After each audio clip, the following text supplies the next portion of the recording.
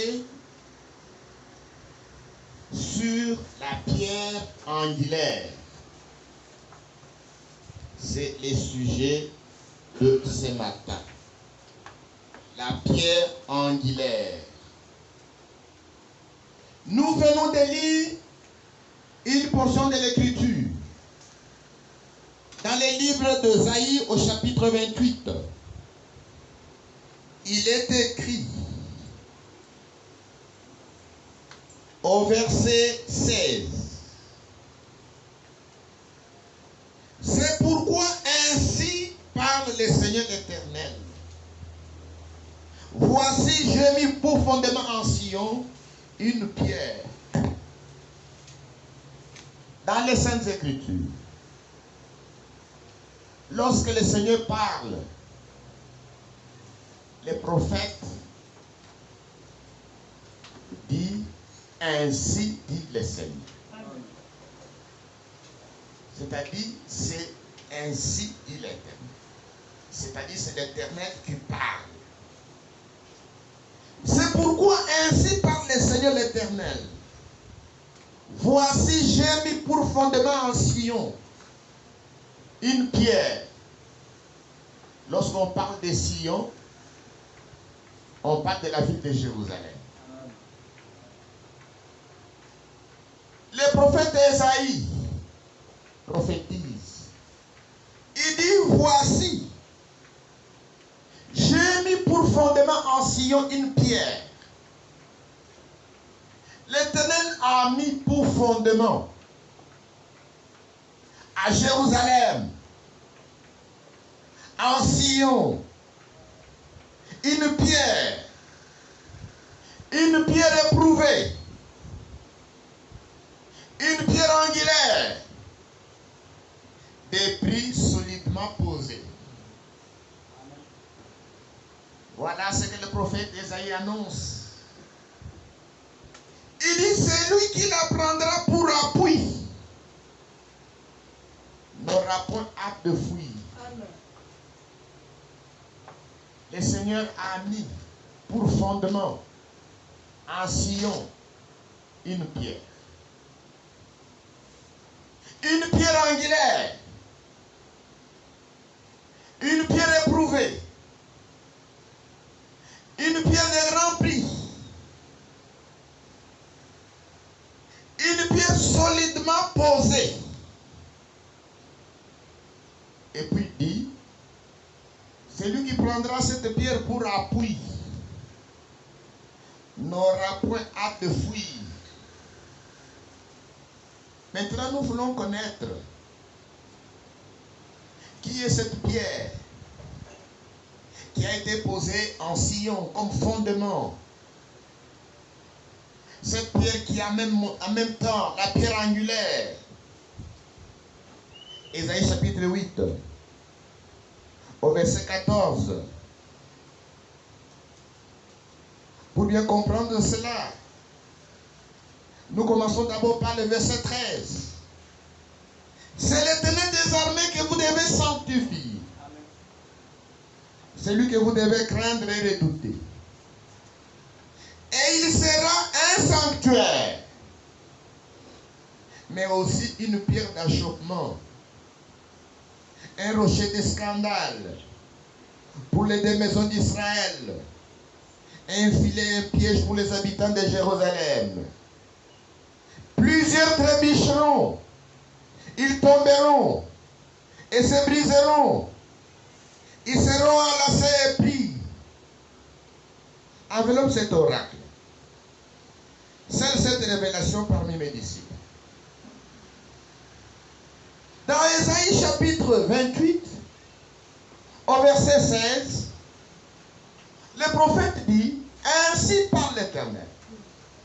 Voici, j'ai mis pour fondement en Sion une pierre angulaire, une pierre éprouvée, une pierre de grand prix. Celui qui prendra cette pierre pour appui n'aura point hâte de fuir. Donc l'Éternel a placé pour fondement en Sion une pierre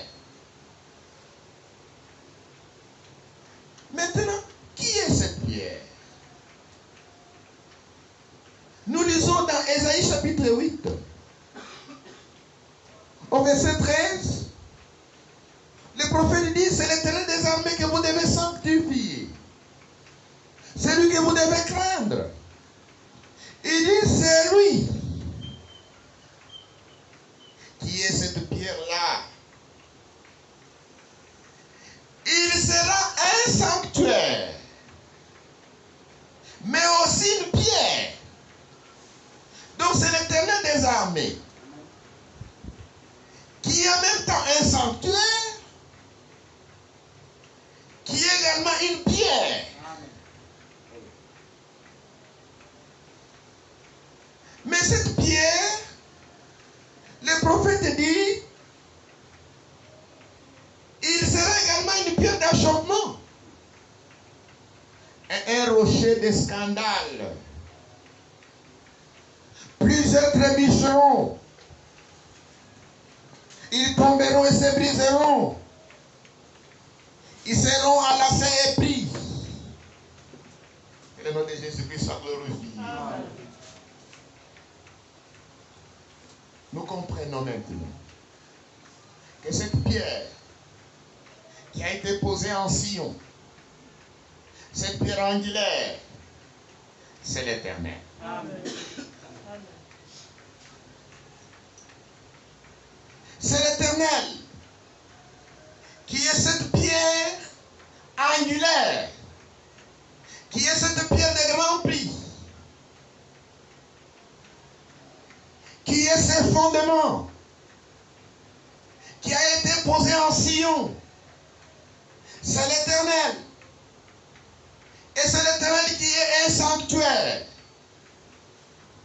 Il a un fondement, il a une pierre angulaire, il a même temps un sanctuaire. Mais le prophète Ésaïe dit, il sera aussi une pierre d'achoppement, un rocher de scandale. Il continue. Il dit, plusieurs trébucheront. Au lieu de prendre cette pierre pour appui, plusieurs trébucheront et se briseront. Ils seront enlacés et pris. Donc celui qui prendra pour appui cette pierre n'aura point de fuite. Mais celui qui va se heurter contre cette pierre deviendra pour lui une pierre d'achoppement, un rocher de scandale.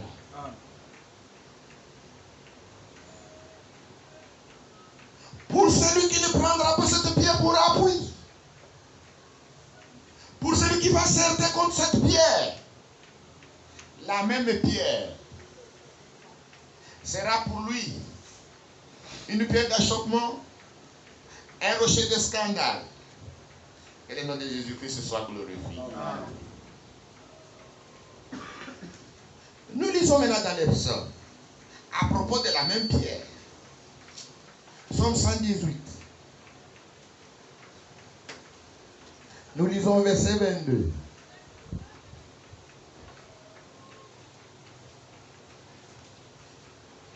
La pierre qu'ont rejeté ceux qui bâtissaient est devenue la principale de l'angle. C'est de l'Éternel que cela est venu. C'est un prodige à nos yeux. Amen. Amen.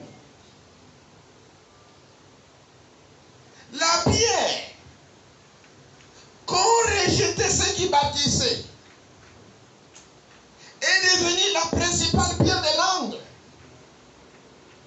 Et cela est venu de l'Éternel. C'est un prodige à nos yeux.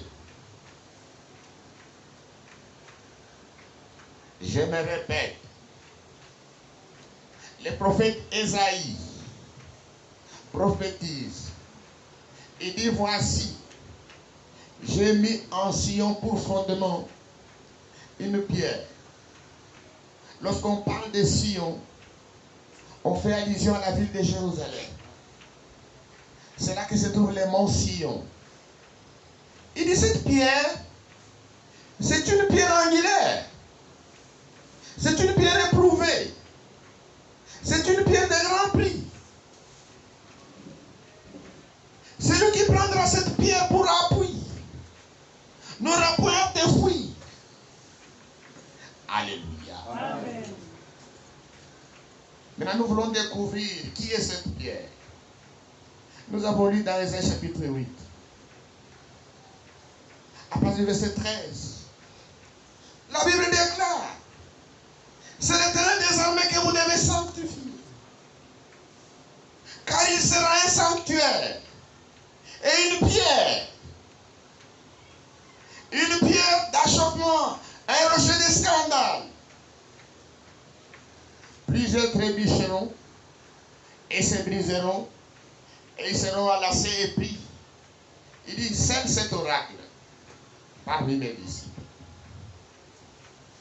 Quand nous lisons maintenant dans les psaumes, la Bible déclare, la pierre qu'ont rejeté ceux qui bâtissaient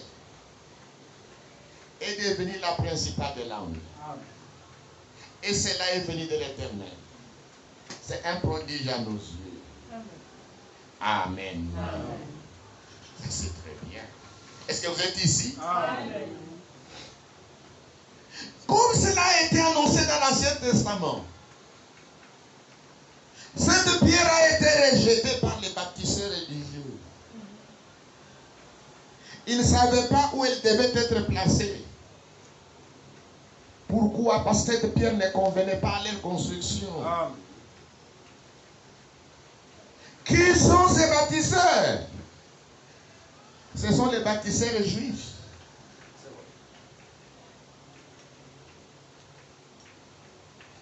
Cette prophétie était connue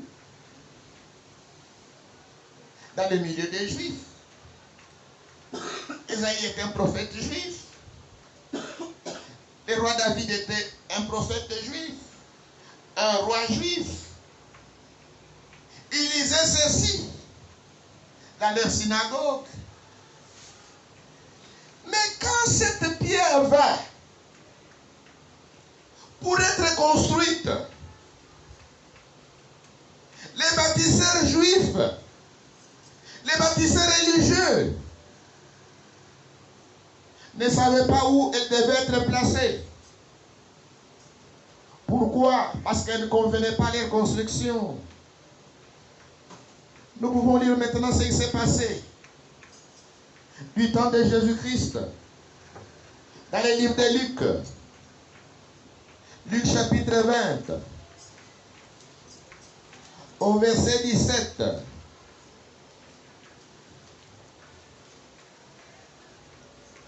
Mais jetant les regards sur eux, Jésus dit, que signifie donc ce qui est écrit?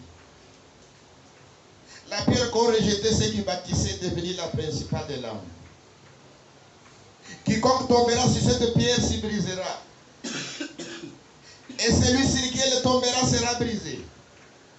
Les principaux sacrificateurs et les scribes cherchèrent à mettre la main sur lui à l'heure même. Mais ils craignirent le peuple. Ils avaient compris que c'était pour eux que Jésus avait dit cette parabole. Amen. Alléluia. Amen.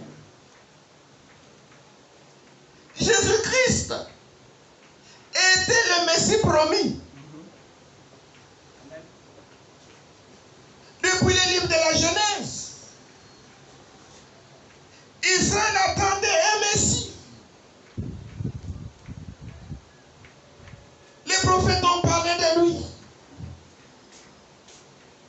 Les psaumes ont parlé de lui. Mais quand il vint, il trouva des bâtisseurs. Il trouva des pharisiens. Les pharisiens, ce n'étaient pas des païens. C'était des religieux. Ils lisaient Moïse. Ils étaient assis dans la chaise de Moïse. Ils disaient Moïse a dit, Moïse a dit. Quand cette pierre vint, quand le Messie vint, il trouva les Sadducéens qui étaient assis dans la chaise de Moïse. qui disaient Moïse a dit, Moïse a dit. Nos pères, ils appelaient Abraham leur père.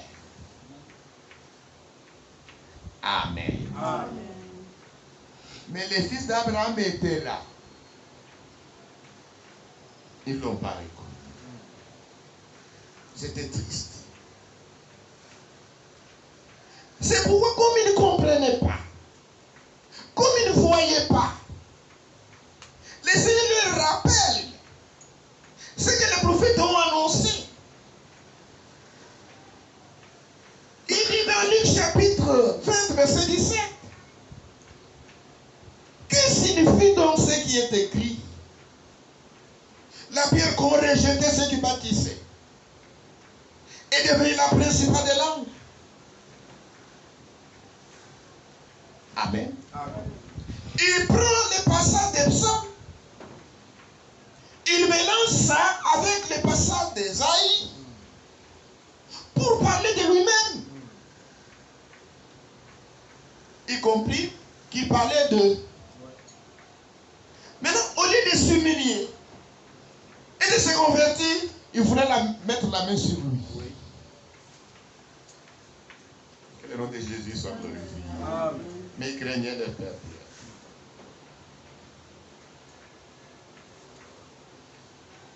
Cette pierre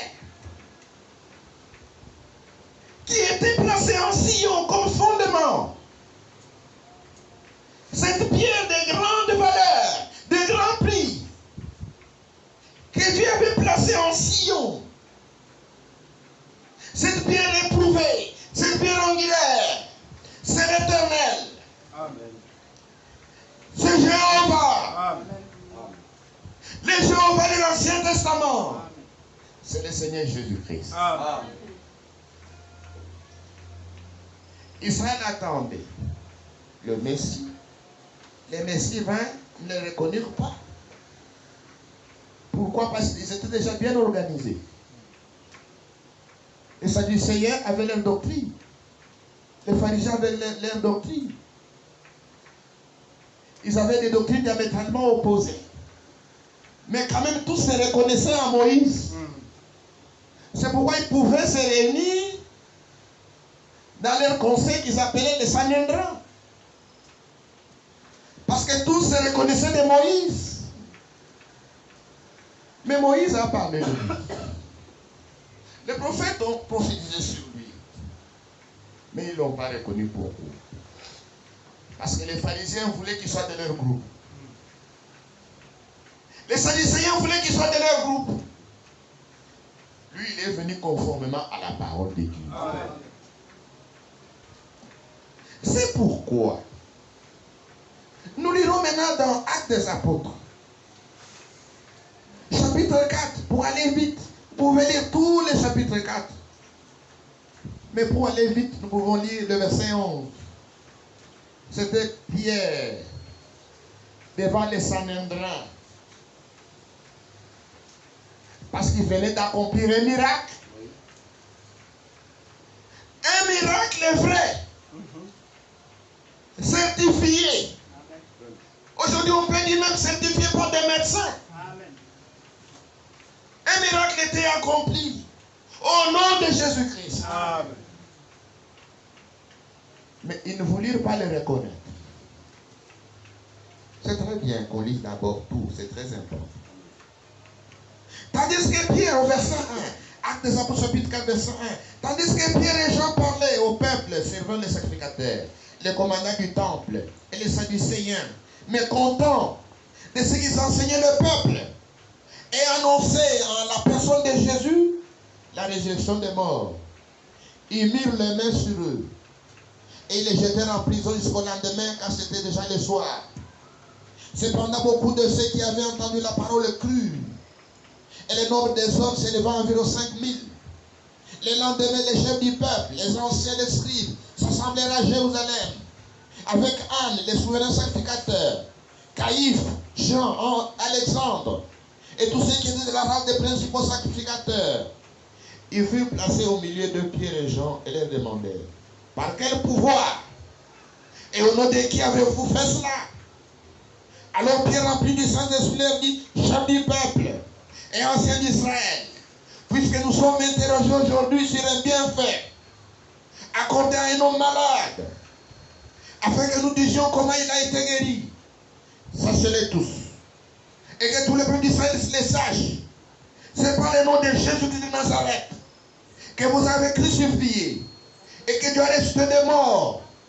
C'est par lui que cet homme se présente en pleine santé devant vous. Jésus est la pierre rejetée par vous qui bâtissez et qui est devenue la principale des langues. Il n'y a de Seigneur aucun autre, car il n'y a sous les cieux aucun autre nom qui a été donné parmi les hommes, parmi lesquels nous devons être sauvés. Lorsqu'ils virent l'assurance de Pierre et des gens, ils furent étonnés, sachant que c'était des hommes du peuple, sans instruction. Ils les reconnurent pour avoir été avec Jésus. Mais comme ils voyaient là près d'eux l'homme qui avait été guéri, ils n'avaient rien à répliquer. Ils leur ordonnèrent de sortir du Sanhédrin et ils délibérèrent entre eux, disant, que ferons-nous à ces hommes? Car il est manifeste que tous les habitants de Jérusalem, quel miracle signalé a été accompli par eux. Et nous ne pouvons pas les nier. Mais afin que la chose ne se répande pas davantage parmi les peuples, défendons-les avec menace de parler désormais à qui que ce soit en ce nom-là. Et les ayant appelés, les défendirent absolument de parler, d'enseigner au nom de Jésus. Pierre et Jean leur répondirent, s'il est juste devant Dieu de vous obéir, prie donc à Dieu. Car nous ne pouvons pas ne pas parler de ce que nous avons vu et entendu. Ils leur firent de nouvelles menaces. Ils les relâchèrent, ne sachant comment les punir à cause du peuple. Parce que tous glorifiaient Dieu de ce qui était arrivé.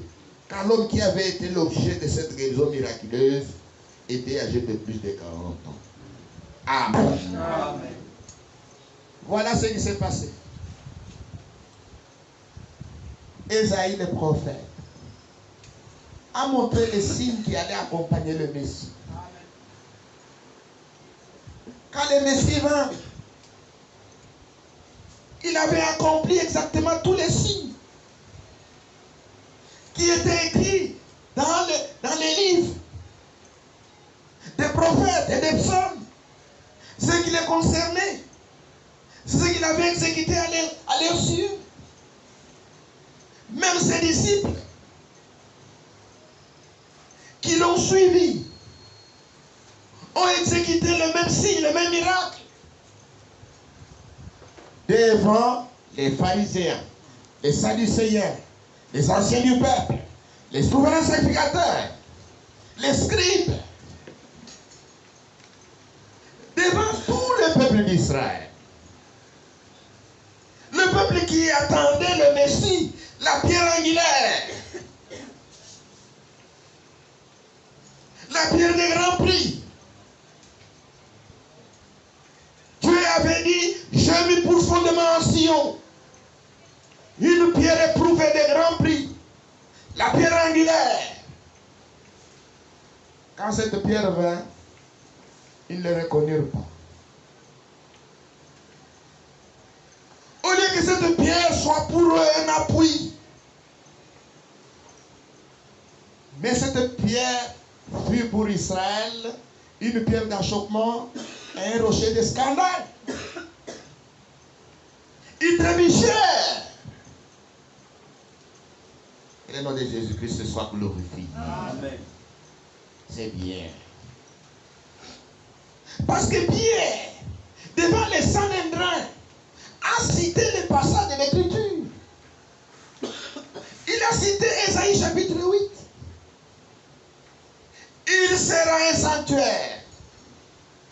Il sera un rocher de scandale. Il sera une pierre d'achoppement. Il a cité Psaume 118. La pierre qu'on rejetait ceux qui bâtissaient est devenue la principale de l'angle. Il dit c'est Jésus. Amen. Amen.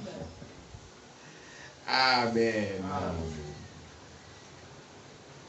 Même Siméon,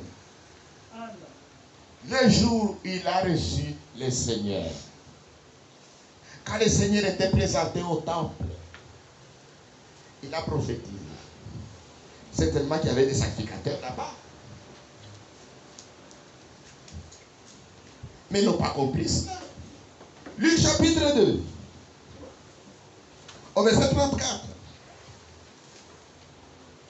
Siméon les bénit et dit à Marie sa mère, voici cet enfant est destiné à mener la chute et le relèvement de plusieurs en Israël et à devenir un signe qui provoquera la contradiction. Amen. Amen.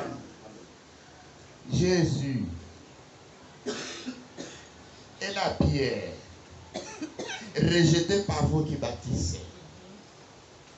Mais elle est devenue la principale pierre de la hauteur. Amen. Amen. C'est pourquoi le Seigneur a beaucoup pleuré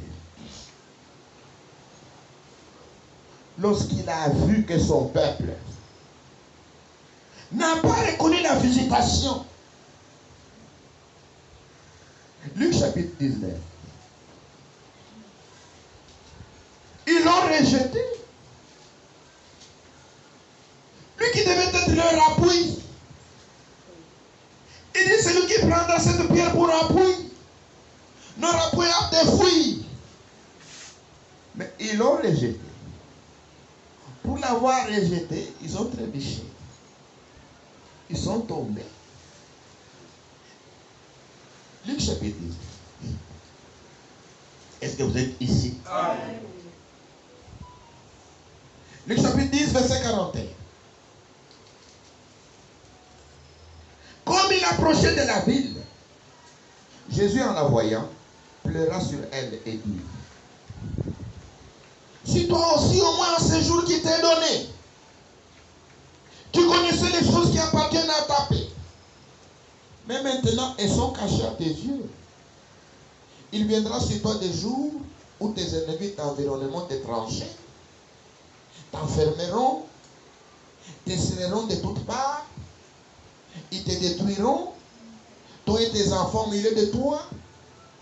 Ils ne laisseront pas en toi pierre sur pierre, parce que tu n'as pas connu le temps où tu as été visité.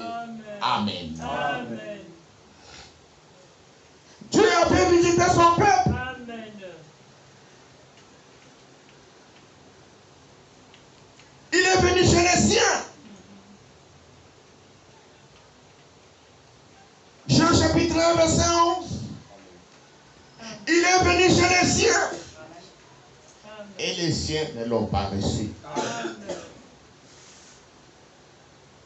C'est pourquoi quand Jésus était sur la montagne des Oliviers, il leva les yeux, il regardait la ville de Jérusalem. Il dit, si toi aussi, tu connaissais les choses qui appartiennent à ta paix, mais maintenant elles te sont cachées. Tu as rejeté la pierre angulaire, la pierre de grand prix, qui devait te servir d'appui. C'est lui qui prendra cette pierre pour appui. Notre appui a des fruits. Mais maintenant tu as trébuché. Tu es tombé. Pourquoi? Parce que tu n'as pas connu les jours de ta visitation. Maintenant, il ne restera plus pierre sur pierre. Cette ville sera dévastée. Vous-même, vous serez tués. Vous serez amenés captifs parmi toutes les nations. Et Jérusalem sera foulée au pied par les nations. Le majestueux temple sera détruit. Parce que vous n'avez pas connu le jour de la visitation. Amen. Amen. Ici, je voulais que vous sachiez que lorsqu'on parle de la pierre angulaire, on parle de Jésus-Christ. Amen. Amen. C'est lui qui est la pierre angulaire. Celui qui est la pierre angulaire, il est également la pierre de fête. Amen. La pierre fêtière. Maintenant, avant de parler de la pierre fêtière,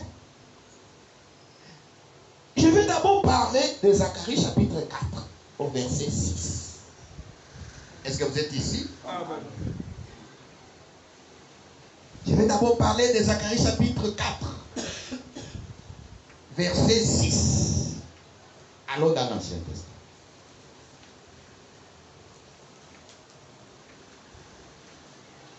Je vais parler d'abord de Zacharie chapitre 4, verset 6. Et puis après, je vais parler de Zacharie chapitre 4, verset 7. Et Dieu voulant, nous allons nous arrêter. Zacharie chapitre 4, au verset 6. Alors il reprit et me dit, c'est ici la parole que l'Éternel adresse à Zorobabel. Ce n'est ni par la puissance, ni par la force, mais c'est par mon esprit, dit l'Éternel des armées. Amen. Amen. Amen. Ce n'est ni par la puissance, ni par la force, mais par mon esprit. Amen. Amen. Ce n'est ni par la puissance, ni par la force, mais par mon esprit, dit l'Éternel. Amen. Amen. Amen. Quand vous lisez la brochure intitulée Les Web du temps de l'enfant, Frère Branham parle de 3 poules dans son ministère. Le mot poule, c'est un mot anglais. Il signifie phase. Il dit que dans son ministère, il y a 3 phases. Le premier poule, c'est la prophétie.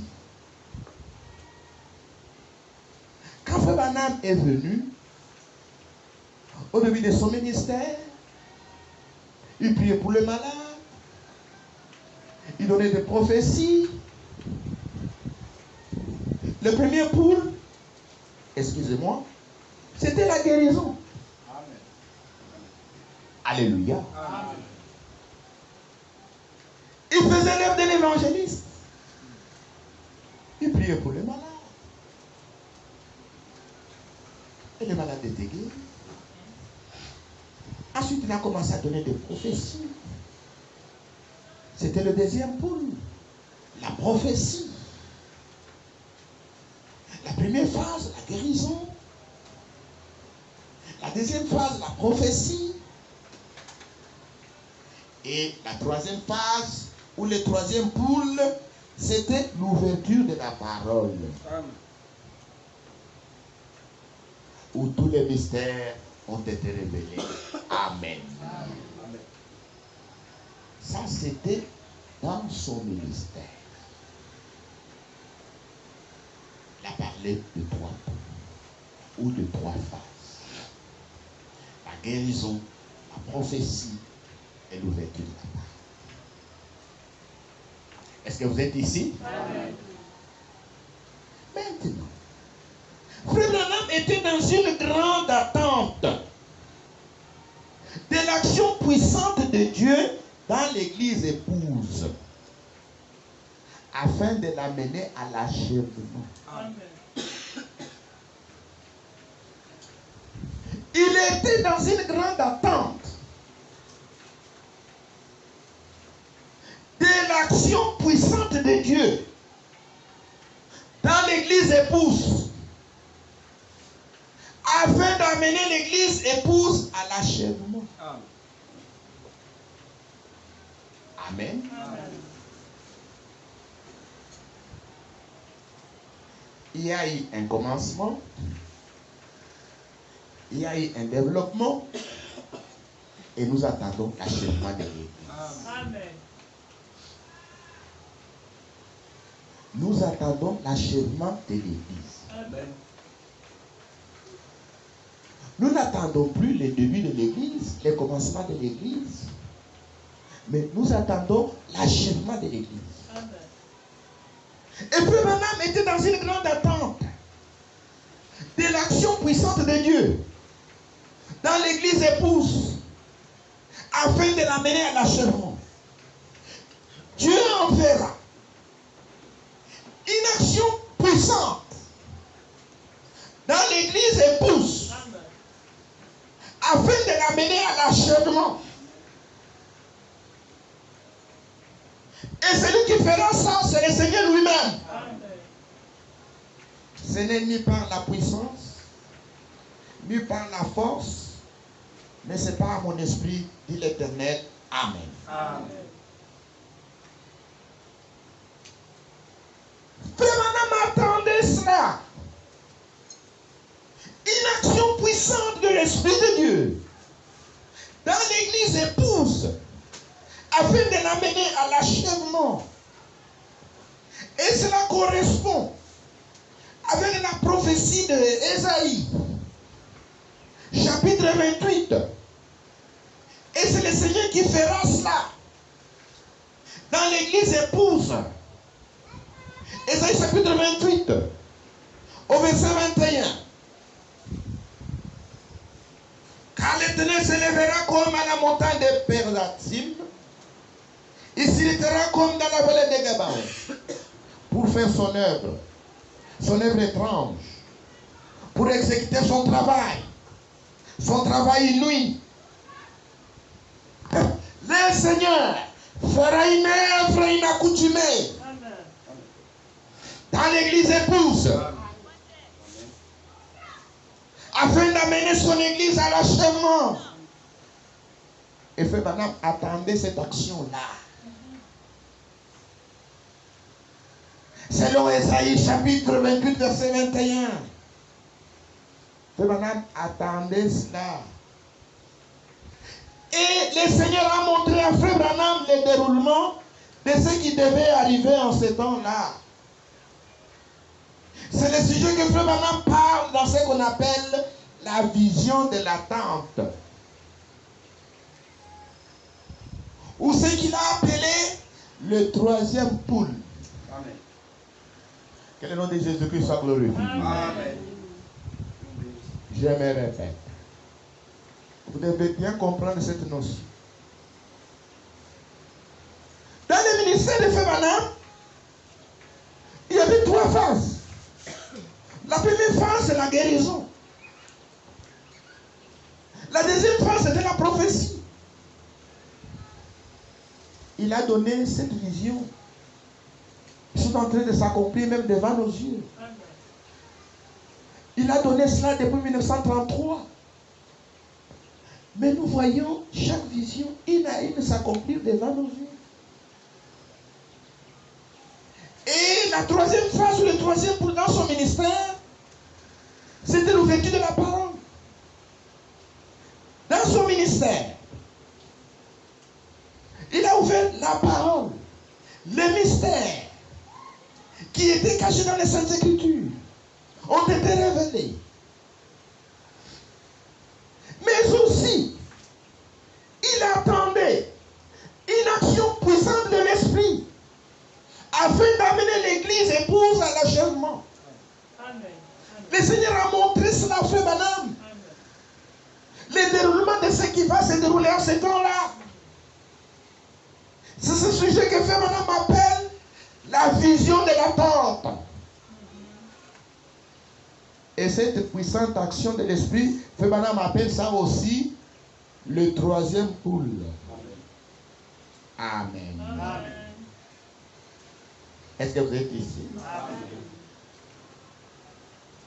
Pendant cette période, le Seigneur lui-même parlera. Amen. Le Seigneur lui-même aura des instruments au travers desquels il pourra exprimer ce qu'il veut dire. Et tout cela arrivera sous nos yeux. C'est le temps de Marc 11. C'est une promesse. Est-ce que vous êtes ici? Amen. Marc 11. Nous allons lire cela. Verset 24. C'est pourquoi je vous dis tout ce que vous demanderez en priant. Croyez que vous l'avez reçu et vous le verrez s'accomplir. Amen. Et lorsque vous êtes debout faisant votre prière, ce n'est pas cette écriture que je cherche à lire. Marc 11, 24. Commençons par 20. Le matin en passant, les disciples vinrent le figuier séché jusqu'aux racines. Pierre se rappelant ce qui s'était passé, dit à Jésus, Rabbi, regarde les fériés que tu as maudits à sécher. Jésus prit la parole et leur dit, ayez foi en Dieu. 23. Je vous l'ai dit en vérité. Si quelqu'un dit à cette montagne, ôte-toi de là et jette-toi dans la mer, et s'il ne doute point en son cœur, mais croit que ce qu'il dit arrive, il les verra s'accomplir. Amen. Amen. Amen. C'est pendant ce temps-là que cette écriture va s'accomplir dans l'église épouse. Amen. Si tu dis à cette montagne, ôte-toi de là et jette-toi dans la mer. Cette écriture était une grande préoccupation dans la vie de Frère Branham. Quand il lisait cette écriture, jusqu'à ce que Dieu lui a montré la grande puissance qui va déverser dans l'église épouse, afin d'amener l'église à son achèvement. Amen. Amen. Ce sera le temps de Jean chapitre 14. Nous allons lire cela. Jean chapitre 14, verset 12.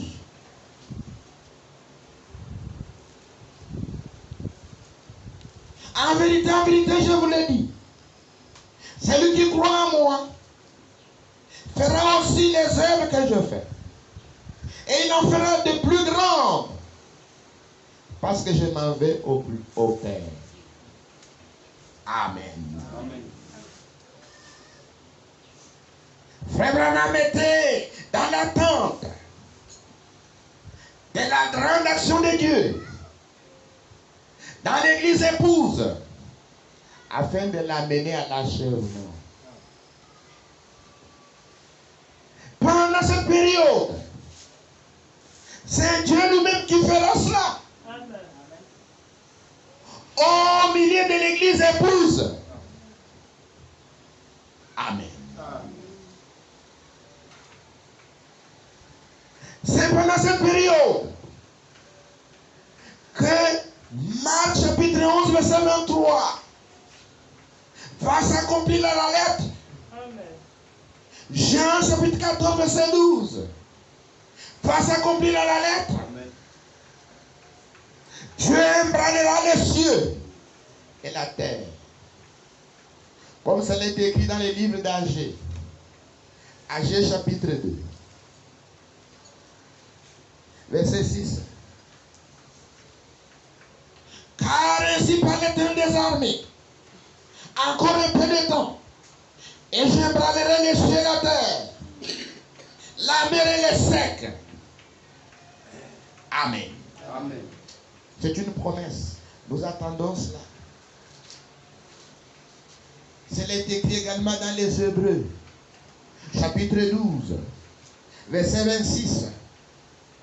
Lui dont la voix alors ébranla la terre, et qui maintenant a fait cette promesse, une fois encore, j'ébranlerai non seulement la terre, mais aussi les cieux. Amen. Amen. Pendant cette période où Dieu va déverser une puissante action de l'Esprit dans son Église, Dieu va ébranler les cieux et la terre. Amen. Est-ce que vous êtes ici? Amen. C'est en ce temps-là qu'il va accomplir Osée, chapitre 2, verset 28. Osée chapitre 2, verset 21. Pas 28. Osée chapitre 2. Nous lisons à partir du verset 23. En ce jour-là, j'exaucerai, dit l'Éternel, j'exaucerai les cieux et ils exauceront la terre. C'est en ce temps-là qu'Habakkuk, chapitre 1, verset 5, accompli. Habakkuk chapitre 1, verset 5. Jetez les yeux parmi les nations, regardez. Et soyez saisis d'étonnement, d'épouvante. Car je vais faire en vos jours une œuvre Amen. que vous ne croiriez pas si on la racontait. Amen. Amen. Que le nom de Jésus-Christ soit glorifié. Amen. Avant l'enlèvement, des choses extraordinaires, jamais entendues auparavant, arriveront dans l'église épouse. Amen. Par ces moyens, la foi pour l'enlèvement augmentera puissamment. Amen. Amen. Que le nom de Jésus-Christ soit glorifié. Amen. Comme Frère Branham l'a vu, lorsqu'il parle de la vision de la tente, il pouvait voir quelqu'un qui manque des membres de son corps, qui manque peut-être un bras, qui manque peut-être une jambe. Il entre dans la tente, mais au sortir de la tente, il a tous les deux bras, toutes les deux jambes. C'est la création, ça. Amen. Alléluia. Amen. Frère Branham a vu le déroulement de ce qui va arriver. Dans ces courts moments, avant l'enlèvement, des membres du corps qui manquaient seront créés Amen. directement par un miracle de création. Amen. Ce sera des choses extraordinaires, jamais entendues auparavant. Arriveront dans l'église épouse. C'est par ces moyens que la foi pour l'enlèvement augmentera puissamment. Amen. Amen. Le Seigneur agira dans tous les croyants véritables et sur la surface de toute la terre d'une manière surnaturelle. Ce n'est ni par la puissance, ni par la force, mais c'est par mon esprit, dit l'Éternel des armées. Amen. Amen. Est-ce que vous êtes ici? Amen. Je vais reprendre.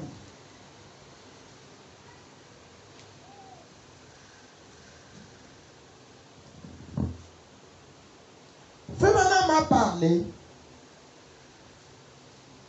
de 3 poules dans son ministère. Le premier poule, la guérison. Le deuxième poule, la prophétie. Le troisième poule, l'ouverture de la parole.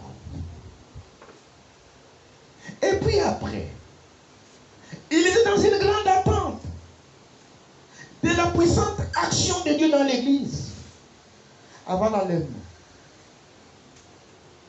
Il attendait cela. Il y aura une grande action dans l'église épouse avant l'enlèvement. Lorsqu'il parlait de cela, il parlait de la vision de la tente ou du troisième poule.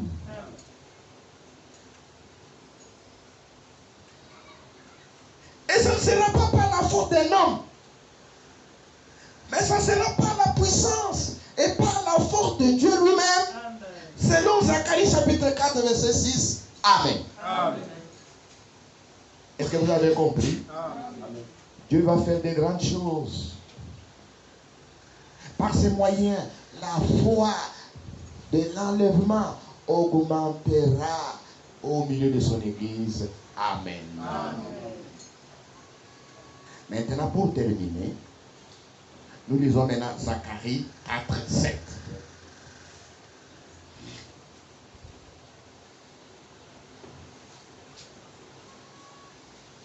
Zacharie chapitre 4, verset 7. Qui est une grande montagne devant Zorobabel? Tu seras aplani. Il posera la pierre des fêtes au milieu des acclamations. Grâce, grâce pour elle. Alléluia. Amen.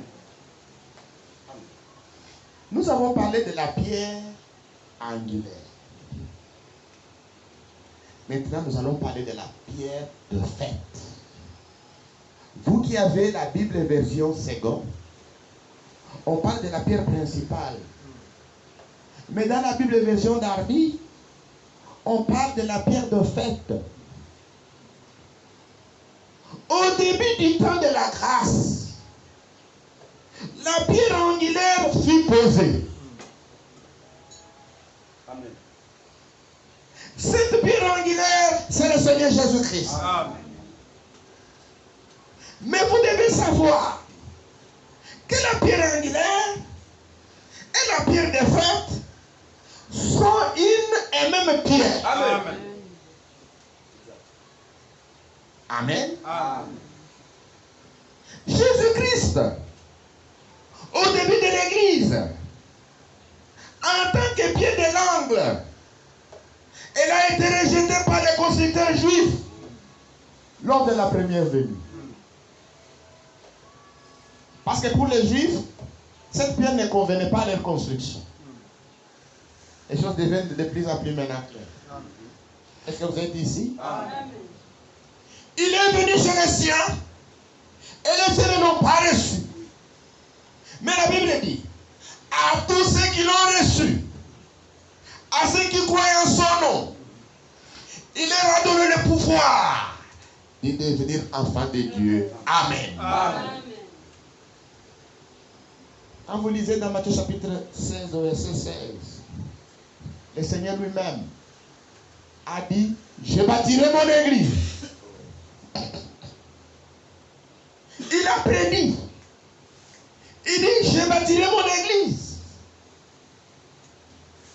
Parce qu'il est venu chez les siens. Lui, la pierre angulaire. Les constructeurs religieux l'ont rejeté. Puisqu'ils l'ont rejeté, la Bible dit, il est venu chez les siens et les siens ne l'ont pas reçu. Mais à tous ceux qui l'ont reçu, qui ont reçu la pierre angulaire, à tous ceux qui croient en son nom, il leur a donné le pouvoir de devenir enfants de Dieu. Amen. Lesquels sont nés, non de la volonté de l'homme ni de la chair, mais de la volonté de Dieu. Amen.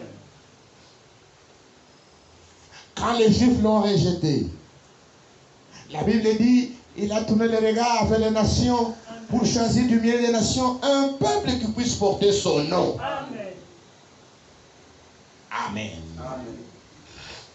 Je bâtirai mon église. C'est au début du temps de la grâce que le Seigneur a commencé à construire un édifice. Amen.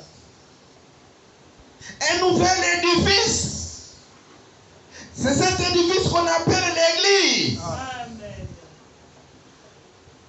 Et Jésus-Christ lui-même, la pierre angulaire fut posée. Amen. Est-ce que vous êtes ici? Amen. Après ces rejet, Dieu a commencé un autre édifice, son église, où Christ est la pierre angulaire. Une église édifiée sur le fondement des apôtres et des prophètes. Jésus-Christ lui-même étant la pierre angulaire. Amen. Amen. Voilà la véritable église de Jésus-Christ. La pierre angulaire, c'est Jésus-Christ. Fondée sur la doctrine des apôtres et des prophètes. Amen. La véritable église, c'est celle qui soutient la doctrine apostolique. Amen. Amen. Frère Branham a prêché comme Paul. Amen. Amen.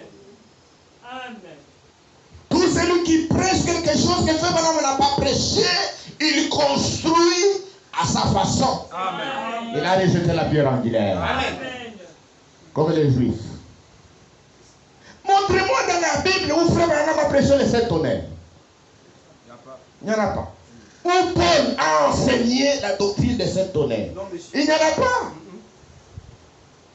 Ceux qui enseignent les 7 tonnerres construisent un nouvel édifice. Amen. Parce que Frère Branham dit, j'ai prêché comme Paul. Amen. S'il a prêché comme Paul, ça signifie que celui qui prêche maintenant, quel de différent de ce que Paul a prêché, construit un autre édifice différent de la première église. Est-ce que vous êtes ici? Amen. Mais Frère Branham m'a parlé du troisième poule, de la vision de la tente. Je vous ai prouvé ça par les prophéties de l'Ancien Testament. Cela a été prophétisé. L'œuvre inouïe. Amen. Dans l'Ancien Testament, Paul a parlé de cela. J'embrayerai les cieux. Exactement comme j'avais prophétisé. Amen. Que le nom de Jésus-Christ soit glorifié. Amen. Est-ce que vous êtes ici? Amen. Mais cette véritable église, cet édifice, fut détruit au IVe siècle, en 325, au concile de Nicée, par Rome. Amen. Amen. Mais Dieu poursuit de nos jours l'histoire du salut. Qu'est-ce que Dieu fait maintenant?